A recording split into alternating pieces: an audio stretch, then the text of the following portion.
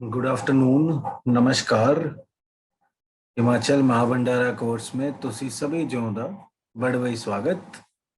सो economy को continue करते हैं। लास्ट टाइम हमने कहाँ तक किया था सर? Last time we had done about planning planning and planning commission. फिर मैंने बताया था कि प्लानिंग और प्लानिंग कमीशन के बाद क्या बदलाव आता है जी, इसे रिप्लेस कर दिया जाता है नीति आयोग से, जिस चीज की मैंने आपकी फुल फॉर्म पूछी थी आपसे कि नीति आयोग की क्या फुल फॉर्म है।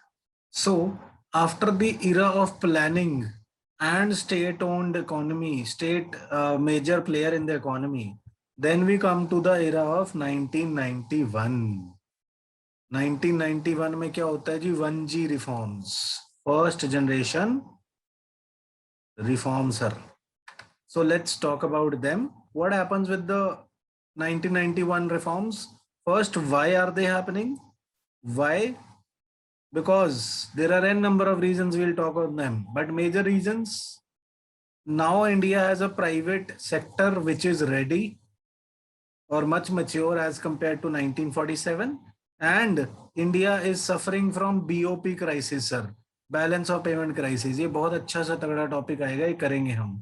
बैलेंस ऑफ पेमेंट क्राइसिस, हमारे पास फॉरेन एक्सचेंज खत्म होता जा रहा है, तो हम आईएमएफ के पास कटोरा लेके जाते हैं, भाई साहब थोड़े डॉलर दे दो, हमने तेल वेल लेना है, थोड़े से डॉलर दे दो। सो वो हमें वॉशिंगटन कंसेंसस वाली कंडीशंस एनफोर्स कराते हैं, और जब उसका रिजल्ट अच्छा आ जाता है तो हम क्या करते हैं, उसे क्या नाम दे देते हैं सर? हम उसे बोलते हैं ये तो राव मनमोहन फॉर्मूला है। India was hesitant to go for liberalization, privatization and globalization in the first generation reforms. 1G reforms में हमें प्रॉब्लम होती है sir, we are hesitant, but then we are enforced to do that कि beggars can't be choosers, we are begging for money, and then the IMF says कि sir आपको पैसे चाहिए तो मार्केट इकोनॉमी बनाओ अपनी, ऐसे नहीं बात बनेगी, right? So because of that we in July ऑफ 1991, ये जुलाई याद रखना, कई बार ना एचएस में मंथ ही पूछ लेते हैं। सिंस जुलाई 1991, प्लीज जुलाई याद रखना, एचएस के लिए, हिमाचल पेपर के लिए पूछ लेते होते हैं। यूपीएससी का भी नहीं पूछता, बट हिमाचल वाले महीने से प्यार करते हैं, वो जरूर पूछ लेते हैं। So India took up what? Economic reforms towards greater involvement of private investment and forces. LPG reforms बोला जाता है इन्हें, liberalisation, privatisation and globalisation. Reason क्यों लिया है जी? Because India has reached a level of growth and strength to open up the market, and private sector is now also willing to compete with the world as well, and Indian economy needs to integrate with the world due to advantages like capital flows. पहले BOP crisis आया ही क्यों? एक कारण कि भाई government monopolistic सी monopoly में market चला रही है, तो इनएफिशिएंट हो जाती है। दूसरा कि इंपोर्ट सब्सटीट्यूशन मॉडल तो हमने चला दिया कि हम ना कुछ एक्सपोर्ट करेंगे ना कुछ इंपोर्ट करेंगे, but certain basics like oil, like heavy machinery which was not manufactured in India, वो तो इंपोर्ट करनी पड़ रही है। एक्सपोर्ट हम कुछ कर नहीं रहे कुछ सिग्निफिकेंट। सो उससे क्या हो रहा है? डॉलर का, फॉरेन करेंसी का, मेजरली डॉलर का आउटफ्लो बहुत ज्यादा है, इनफ्लो है ही नहीं, बहुत कम है। सो इंडिया का जो फॉरेन एक्सचेंज का रिजर्व है, लेट्स से इंडिया के पास 10 लाख डॉलर पड़े थे, जस्ट एन एग्जांपल, 10 लाख नहीं, बहुत सारे थे। तो अब हम हर साल 1 लाख 1 लाख डॉलर माइनस में जा रहे हैं, तो हमारे पास आखिरकार आते आते 10 से 14 दिनों के इंपोर्ट के पैसे बचे थे। उसके बाद हमारा दिवालिया बोल जाता, तो हम कहाँ गए? आईएमएफ के पास गए। ये भी बहुत जबरदस्त टॉपिक है, इसमें से एक सवाल आना ही आना है, ये भी हम कवर करेंगे, राइट? सो आईएमएफ के पास लेके गए हम अपना कटोरा, लाओ जी डॉलर दे दो हमें। तो उन्होंने कहा बेटा पहले अपनी इकोनॉमी खोलो। जब पापा के पास जाते हैं ना, पापा को मोबाइल ले दो, पापा कहते हैं पहले 90% लेके दिखा। सो दे आस्क्ड अस कि चलो बेटा अपनी इकोनॉमी खोलो फिर। सो देन डीप क्राइसिस जो आ गया था 1991 में, BOP crisis, that could not be solved only by superficial solutions. Therefore we had to adopt reforms which were known as LPG, or as it is written here, liberalization, privatization and globalization. What do these terms mean? क्या कर रहे थे जी हम इन reforms में? Let's see. So why first we see why the reforms were resisted, why skepticism, why fear, why did we fear the reforms, sir? हम क्यों डर रहे हैं? What were the fears? That large scale unemployment हो जाएगी, then worsening of poverty हो जाएगी, then flood of imports हो जाएगा, जैसे ब्रिटिशर्स ने किया, flood of foreign goods into India, Indian domestic sector fail हो जाएगा, फूड सिक्योरिटी सफर करेगी बिकॉज गरीबी बढ़ जाएगी, राइट सर? देन उसके बाद क्या हो रहा है? That pressures on labour sector due to domestic industries compulsion to cut cost, कि बाहर से सस्ती चीजें आएंगी, हमें कॉस्ट कट करनी पड़ेगी, उसके लिए हम लेबर क्लास को और दबाएंगे और कम पैसे देंगे. और कुछ फियर्स तो एक्चुअली सच भी हुए हैं. इंडिया की जो ग्रोथ हुई है वो जॉबलेस ग्रोथ है, काफी हद तक अनसर्टेनिटी इन फार्मिंग भी आ गई है, but by and large the since 1991 India is one of the fastest growing economy, and now according to real terms, real GDP, real का मतलब क्या होता है इकोनॉमिक्स में, आप लोग बताना, मैं बता चुका हूं. सो रियल जीडीपी टर्म्स पे इंडिया अब दुनिया की थर्ड लार्जेस्ट इकोनॉमी है जी, third largest. After whom? One fill in the blank, two fill in the blank. Number one कौन है रियल टर्म्स पर? नंबर टू कौन है? अगर आप नहीं बताएंगे तो मैं भी नहीं बताऊंगा, कमेंट सेक्शन में बताना. Right. So what are the reforms targeting at? Please remember, पहली स्लाइड पे मैंने लिखा था first generation reforms. First generation reforms are policy reform. Licence raj को हटा दिया, राइट, इंस्पेक्टर राज को हटा दिया, राज को नहीं हटाया, बस इंस्पेक्टर राज और लाइसेंस राज को हटा दिया. अब इससे सारे लोग खुश हो गए, सारे लोग खुश हो गए कि अब हम अपनी मर्जी से बिजनेस खोल सकते हैं. सो फर्स्ट जनरेशन रिफॉर्म्स, फंजी और first generation reforms were majorly policy reforms. Reforms see sir, reforms can be of two types. Reforms are generally of two types: policy reforms and structural reforms. Policy reform जैसे LPG, structural तो second generation में आ रहे हैं sir. Second generation reforms like GST, जो आजकल आप अपने आसपास भी देख पा रहे हैं, labour law reforms. So these like GST, labour law reforms, और trying for efficient justice system. What will this do? Labour laws से लेबर को प्रॉब्लम हो रही है कि आप कैपिटलिस्ट को फेवर कर रहे हो. जीएसटी से बिजनेसमैन को प्रॉब्लम हो रही है कि बार बार रिटर्न भरनी पड़ रही है एंड सारा टैक्स भरना पड़ रहा है. So structural reform sir, structural reforms would always make the public uncomfortable.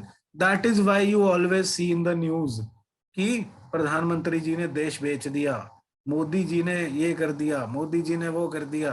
But justified governance is not an absolute science, but one of the reasons will be that structural reforms which are aiming at removal of bottlenecks, sir. Structural bottlenecks के removal के लिए जो reform aim करेगा वो हमेशा will cause unease among the public. Why? जिसको tax देने की आदत ही नहीं थी, बिल तो हम लेते ही नहीं थे सामान का, अब आप बिल लो ना लो जीएसटी तो भरना पड़ेगा भैया.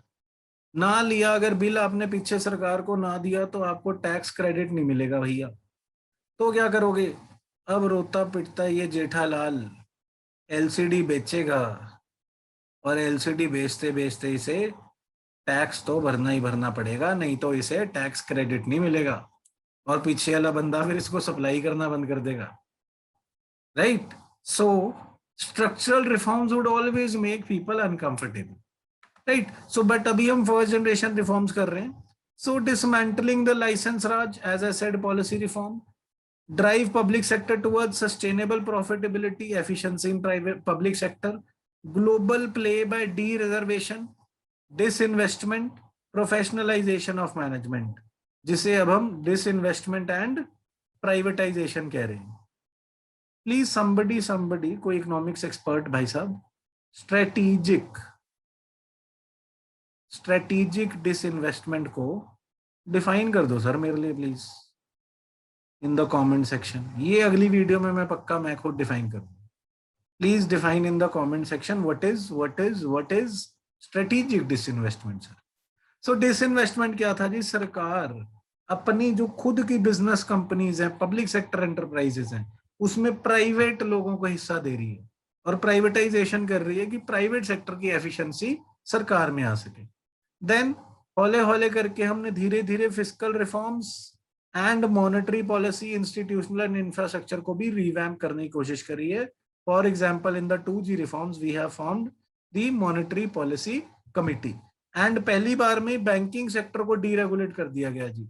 तो अब सिर्फ RBI signals to the banks through repo, signals through repo increase और डिक्रीज कि आप इंटरेस्ट रेट को बढ़ाओ या घटाओ। पहले ऑर्डर दिया जाता बेटा इस पे लोन देना है तूने, बाप वाला रिलेशन था। लुक एट दैट कि भाई सोशलिस्टिक पैटर्न हमेशा हमेशा पेरेंटलिस्ट सरकार की बात करेगा। तो पेरेंट क्या कहेगा आपसे? सिग्नल थोड़ी करेगा। पेरेंट तो कहेगा पढ़, चल पेपर आ रहा है सर अच्छा पढ़ा रहे हैं पढ़ ले। बट प्राइवेट सेक्टर में where you have liberalization, liberal economy, then you will have signals कि यार मुझे लगता है तेरे को ऐसे कर लेना चाहिए। जब आप खुद कमाने लग जाएंगे ना सर, तभी ये फर्क पड़ जाएगा फादर के एटीट्यूड में भी। वो भी शायद बोलेंगे मेरे को लगता है बेटा ये वाली गाड़ी ले ले, ये ठीक है तेरे लिए। इंडिया में खासकर कई बार ऐसा भी नहीं होता, कमाने के बाद भी वो बताते हैं कि ना। But I hope you got the point. So then further sir, reforms were prioritized into first generation reforms which involved non-legislative or as I said policy reforms. Policy reforms such as SLR कम कर दी, CRR होना चाहिए, CRR कम कर दी, cash reserve ratio and statutory liquidity ratio ये कम कर दी, बैंकों को अच्छा लगा। डिसइन्वेस्टमेंट कर दी, प्राइवेट सेक्टर को अच्छा लगा। एक्सचेंज रेट को भी फ्लोटिंग कर दिया, अगेन प्राइवेट सेक्टर को अच्छा लग रहा है जी, right. And then second generation reforms जो मेजरली स्ट्रक्चरल रिफॉर्म्स हैं वो क्या इन्वॉल्व करते हैं? Legislative reforms. They would try to address the bottlenecks, the structural bottlenecks, for example GST, for example FDI, for example the much hyped agri laws. Sir ये agri laws सिर्फ कोई आज नहीं आए, ये 1991 के रिफॉर्म्स का फॉलो अप है सर। एपीएमसी को रिफॉर्म करना, ऑल्दो यू में आर्ग्यू सर ये गलत है, ये नहीं होना चाहिए था, but APMC agriculture price market committee जो हम एग्रीकल्चर टॉपिक में कवर जरूर करेंगे, इसको रिफॉर्म करना बहुत जरूरी था। अब क्या गलत क्या सही है मेंस का मुद्दा है, but agriculture laws if you understand these are part of the reforms which were going on since 1991. Please have a link. What is going on has a historical reason, right? So going ahead, the reforms gained consensus and showed positive results. So 1G reforms के positive results हम देख चुके हैं। Economic growth बढ़ गई sir, fastest growing as I said. BOP crisis solve हो गया, India का बहुत ही लार्ज फॉरेक्स रिजर्व है, लार्ज फॉरेक्स रिजर्व।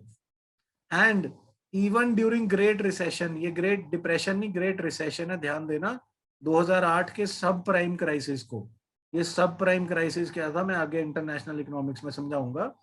सब प्राइम क्राइसिस को ग्रेट रिसेशन बोला जाता है, 2008 से 13 इसका पीरियड माना जाता है। तो इस ग्रेट रिसेशन को भी इंडिया ने बहुत अच्छे से हैंडल किया, right. And nature of external debt has also changed from short term component to long term being in the majority। कि अब हमने छोटा छोटा, ऐसे नहीं है शॉर्ट टर्म का डेट लिया हुआ है बाहर से कि 10 करोड़ डॉलर हमने लोन लिया और परसों देना है, लॉन्ग टर्म है, साल से ज्यादा की मेच्योरिटी वाला लोन ज्यादा है। अगर हमने 10 करोड़ टोटल लोन लिया है तो उसमें से सर अबाउट 8 करोड़ हमने साल के एटलीस्ट कम से कम 1 साल 10 साल 20 साल साल से ज्यादा के टाइम बाद देना, कोई ऐसा नहीं है जो साल के अंदर अंदर देना, राइट। सो और इंडिया के stock exchange, even New York stock exchange में इंडियन कंपनी लिस्टेड है, इंडिया के stock exchange like NSC and BSC are doing wonderfully well. So India has turned the storm around from the past after 1991, and one major reform in the planning process, our topic is Niti Aayog. Sir, Niti Aayog, I asked you the full form. Somebody, Mohitji replied, कि Niti Aayog is National Institute for Transforming India, right? So NITI Aayog कब setup हुआ है sir? ये date याद रख लेना please please please. 2015 में government of India ने सेटअप करा, और ये भी एक एग्जीक्यूटिव बॉडी है। पॉलिटी में बात करेंगे एग्जीक्यूटिव बॉडी क्या होती है। मतलब ये गवर्नमेंट के डिसीजन से बनी है, लॉ से नहीं बनी, लेजिस्लेटिव ऑर्डर से नहीं बनी, लेजिस्लेशन से नहीं बनी, ना ही ये कॉन्स्टिट्यूशनल बॉडी है जो कॉन्स्टिट्यूशन में दी गई है। ये सारी fall in category of polity section, we will deal with that. But अब टिल यहां तक आप यही याद रखो सर कि ये executive body, executive body, right. And 2015 में सेटअप हुई थी sir NITI Aayog. So it is the institution for transforming India, it has replaced, ये सवाल यूपीएससी में भी आया था, बताओ which body has NITI Aayog replaced. So please आप भी याद रख लेना, NITI Aayog has replaced the erstwhile, मतलब पुरानी जो पहले होती थी planning commission. We know that, I am sure you know that, right. So Niti Aayog है क्या जी? It is a policy think tank. Policy think tank policy advise करता है कि ये वाली पॉलिसी बनानी चाहिए to the government of India, and it involves the states also. अभी आगे इसका कॉम्पोजिशन आएगा तो उसमें देखेंगे कैसे स्टेट्स भी इन्वॉल्व है। And who heads the NITI Aayog sir? As always, who is the head everywhere these days? The prime minister sir. Prime Minister heads the Niti Aayog as chairperson. Even the Prime Minister headed the Planning Commission. So similarly, he heads the Prime Minister heads the Niti Aayog. Right? The reason for Niti Aayog is India is a diversified country. अब ये क्या बात बनी? Its states are in various phases of economic development, along with their own strengths and weaknesses. Her state की, जैसे हमारे Himachal state में क्या है? हिमाचल state में we are living in a ecologically sensitive zone. Our Himalayas have a fragile ecology. So we need to not just focus on economy, but also maintain the nature or maintain the pristine nature of the Himalayas, of the mountains. यही पहाड़ों ने तो हमें जिंदगी दी है, यही पहाड़ हमें पानी देते हैं। उनको खराब करके अमीर थोड़ी होना है। नहीं तो अगर उनको खराब करके हम अमीर होंगे तो हम जिंदा ही नहीं रह पाएंगे sir. Right, so they wanted to change the one size fits all approach. How was that one size fits approach changed? So composition of नीति आयोग के बाद प्लानिंग कमीशन और नीति आयोग का कंपैरिजन भी देखेंगे, ध्यान से सुनना, काम की चीज है। सो कॉम्पोजिशन में फैक्चुअल सवाल आ जाता है सर कि नीति आयोग की कॉम्पोजिशन क्या है। सो सर दो विंग्स है नीति आयोग के, two wings. One is the political wing which is the governing council. Governing council is the political wing जहां पे politician बैठेंगे. Other is the full time organization जहां पे executive officers बैठेंगे, right? So दो हो गए जी wings planning commission के, governing council and full time organization, right? So main chairman कौन है जी? prime minister, as we said. governing council में देखो सर, chief ministers of, ये ध्यान रखना, chief ministers of all states और UTs। जहां UT में chief minister कहां पे है सर? दो स्टेट्स मुझे, दो यूटीज बताओ मुझे जहां पे चीफ मिनिस्टर है। Please please please tell me this in the comment section कि कौन सी दो यूटीज हैं जहां पे चीफ मिनिस्टर है। एंड जहां पे नहीं है वहां पे लेफ्टिनेंट गवर्नर्स और the administrators, they are called. So governing council is not only made up of union like the planning commission, it also has states sir, right. And governors of union territories and special invitees are also invited, whereas the others full-time organization, इनमें कौन कौन है जी? ये majorly officers हैं, vice chairman, member, part-time members, maximum कितने हैं part-time members? 4, and 4 members of union council of ministers to be nominated by prime minister हैं ये 4 बंदे। ये कौन होंगे? union council of ministers के members and special invitees from union council of ministers। So special invitees भी हम sir बुला सकते हैं। दूसरी और कौन सी बॉडी है इनकी सर? इनकी एक और बॉडी है regional councils. So regional councils में क्या हो रहा है जी? These may be formed, they are not necessary to be formed but they may be formed. क्यों बनाना है? Because we can address, if we need, the specific issues and contingencies affecting one state or a region together which may have more than one state. Himalaya सिर्फ एक हिमाचल में थोड़ी है, हिमालय तो काफी सारी स्टेट्स में। कितनी स्टेट्स में हिमालयस? एचपीजी के पढ़ रहे हैं आप लोग, तो बताइए मेरे को कितनी स्टेट्स में है हिमालयस। सो एंड ये रीजनल काउंसिल करेंगे क्या? They will be formed for a specific tenure. They will be formed for a specific tenure, and the tenure regional council will be conveyed by Prime Minister and will comprise of CMs of or lieutenant governors of UTs in the region. जिस reason की sir बात हो रही है उसी reason के बंदे CM और गवर्नर उसी के पार्ट होंगे, राइट सर। एंड जो अगली बात ध्यान देने वाली, सर नीचे आ जाओ थोड़ा सा। At the core of Niti Aayog are two hubs of Niti Aayog. The Team India hub that leads the engagement of states with central government. Please ध्यान रखना, Team India hub क्या करता है? States की engagement central government के साथ कराता है। And Knowledge and Innovation hub जो policies बना के देता है, सर ये देखो ये think tank है, ये strategy हो सकती है। So knowledge policy बनाता है, Team India hub coordination बढ़वाता है, right? So going ahead, what are the aims and objectives? So aims and objectives में sir provides critical directional and strategic input. ये planning commission की तरह plan पक्की बना के नहीं दे रहा, ये आपको path दिखा रहा है। It is a think tank, right? It will foster better inter-ministry coordination and better center-state coordination. This point is very relevant. Center-state coordination, we'll discuss it.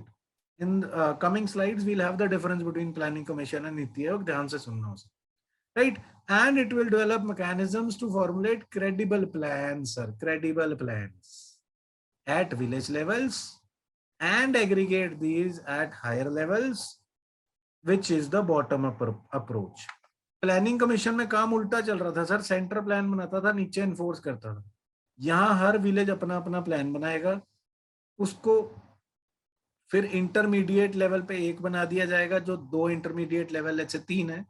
फिर इन तीनों इंटरमीडिएट लेवल्स को कोलैबोरेट करके स्टेट एक plan बनाएगा, district एक plan बनाएगा, state एक अपने स्टेट का प्लान बनाएगा, फिर वो सेंटर के तरफ नीति आयोग की गवर्निंग काउंसिल में डिस्कस हो।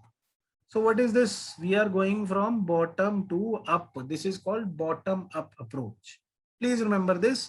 Bottom-up approach is very, very highly effective in country like India. It is an approach in governance which even the father of nation recommended. Mahatma Gandhi recommended India should always have bottom-up approach for governance. Right, sir?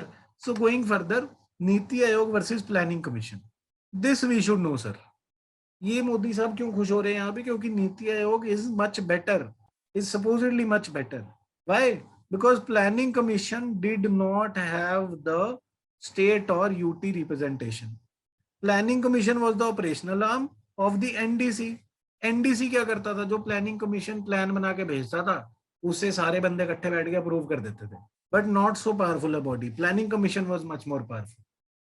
But ये सवाल भी आ सकता है sir, NITI आयोग has the governing council that approximates the NDC, that is the National Development Council. जो governing council है नीति आयोग की, that is similar to the earlier national development council. पहले क्या होता था सर? प्लान बनाई प्लानिंग कमीशन ने, वो एनडीसी को भेज दी, वहां पे प्रधानमंत्री ने बोल दिया कर दो अप्रूव, उन्होंने साइन कर दिया, भाई थैंक यू. प्लान बनाने में उनका कोई रोल नहीं, राइट? अब क्या है, ये साथ में ही बैठेंगे governing council and forming organization और फंक्शनल ऑर्गेनाइजेशन, एक ही बॉडी है. So planning commission and NDC का एक माना गया नीति आयोग. और क्या फर्क है जी इसमें? प्लानिंग कमीशन करता था 5 year plans, NDC flash out करता था. नीति आयोग क्या करेगा? Both political wing as well as the think tank wing in a single body. इस सिंगल बॉडी दोनों के काम करेगा, राइट? एंड यहाँ पे रीजनल काउंसिल का प्रोविजन भी है, which is again better for specific address of specific issues which might be there in one state or one region, right? And planning commission had allocative function कि budget आया sir, 100 रुपए budget आ गया let's say, so planning commission लिख के देगा कि ये budget 10 रुपए इधर डालो, 10 रुपए सड़कों में डाल दो, 10 रुपए एजुकेशन में डाल दो, 40 रुपए डिफेंस में डाल दो. सो ये एलोकेटिव फंक्शन था जी. Recommending plan financial transfers and schemes के funds etcetera etcetera. Niti Aayog का सर ये भी क्वेश्चन आ सकता है, नीति आयोग का कोई भी एलोकेटिव फंक्शन नहीं है। नीति Aayog does not have allocative function, please remember that. So differences का टेबल ये ध्यान से करना जी। Absolute control on policy flow as in planning commission, we talking about planning commission, one way flow, मतलब ऊपर से नीचे। ये देखो कितना अच्छा डायग्राम बनाया गया है, बड़ा बच्चा छोटे बच्चों को बता रहा है। यहाँ पे क्या कर रहा है, सारे बच्चे साथ में खेल रहे हैं, कोई बड़ा छोटा नहीं है, राइट। सो नीति आयोग क्या चाह रहा है, no control at all, just a think tank की सजेशन देंगे। और प्लानिंग कमीशन की कैसी अप्रोच है, टॉप टू बॉटम, की दिल्ली में बैठे प्लान बना दियो और आप सारे अप्लाई करो। यहाँ पे क्या है, नीति आयोग में आप सारे मिलके प्लान बनाओ, हम सारे मिलके अप्लाई करेंगे। सो सब मिलेंगे, सब बढ़ेंगे, सबका साथ सबका विकास, right. And allocate, planning commission allocated government funds, allocative function था, नीति आयोग का एलोकेटिव फंक्शन नहीं है सर, प्लीज रिमेंबर दिस। नीति आयोग क्या करता है, सो नीति आयोग साहब विजन डॉक्यूमेंट बनाता है, vision document, strategy document and action agenda. ये तीनों डॉक्यूमेंट आपको मेंस के लिए पढ़ने ही पढ़ने हैं, पढ़ने ही पढ़ने हैं, जो मर्जी हो जाए। मेंस के लिए vision document, action agenda, strategy, ये सारे के सारे सर पढ़ने ही पढ़ने हैं, नहीं तो इसके बिना मजा नहीं आएगा जिंदगी में। और हम लोग आपका साथ नहीं छोड़ेंगे, इसके भी हाईलाइट्स कराएंगे। ऐसा नहीं है कि प्रीलिम का पद चढ़ा के आपको बोल रहे हैं पैसे लगाओ। He will support, you also need to work hard. Essentially, it is your hard work. We can only guide and provide you material. You have to memorize it. You have to understand it. है ना, आपको समझना है इस चीज को, आपको time देना अपने आप को, तरक्की आप ही की होगी। सो आगे चलते हैं जी, विजन डॉक्यूमेंट एंड एक्सेट्रा की बात करते हैं।